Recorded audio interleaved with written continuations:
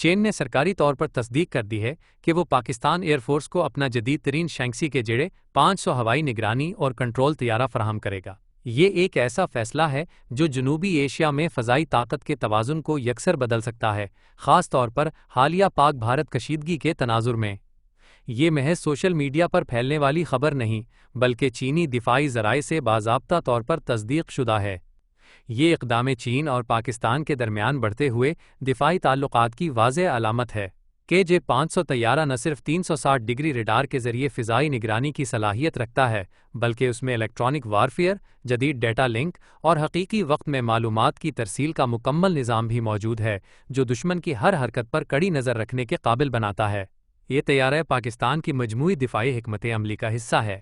اس سے پہلے پاکستان نے چینی ساختہ J-35 اسٹیلتھ فائٹرز کے حصول کی تیاری کر لی ہے۔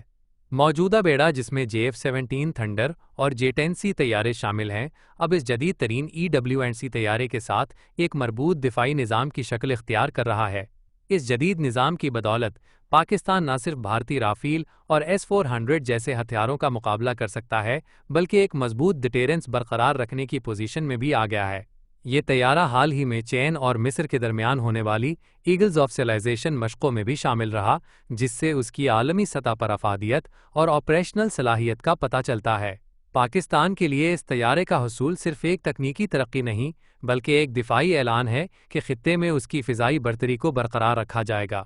مزید برآں، پاکستان نے حال ہی میں HQ-19 میزائل ڈیفنس سسٹم حاصل کیا ہے، جو دشمن کے میزائلز کو ان کے ٹرمینل فیز میں نشانہ بنانے کی صلاحیت رکھتا ہے۔ اس سے قبل کے HQ-9B اور HQ-16FE سسٹمز کو بھی مزید تقویت ملی ہے۔ بحری دفاع کے میدان میں چین پاکستان کو ہینگور کلاس آبدوزیں اور طغرل کلاس فریگیٹس بھی فراہم کر رہا ہے، جو مکمل دفاعی حکمت عملی کا حصہ ہیں۔ یہ تمام اقدامات اس بات کی غمازی کرتے ہیں کہ پاکستان اب نہ صرف زمینی اور بحری دفاع، بلکہ فضائی نگرانی اور معلوماتی جنگ کے شعبوں میں بھی ایک مضبوط قوت بنتا جا رہا ہے۔ بھارت کی تیزی سے بڑھتی عسکری طاقت کا جواب اب پاکستان کی جانب سے مربوط اور جدید حکمت عملی کے تحت دیا جا رہا ہے۔ چین کی طرف سے KJ-500 کی فراہمی پر آپ کی کیا رائے ہے؟ کیا یہ پاکستان کی فضائی برتری کو مزید مضبوط کرے گا؟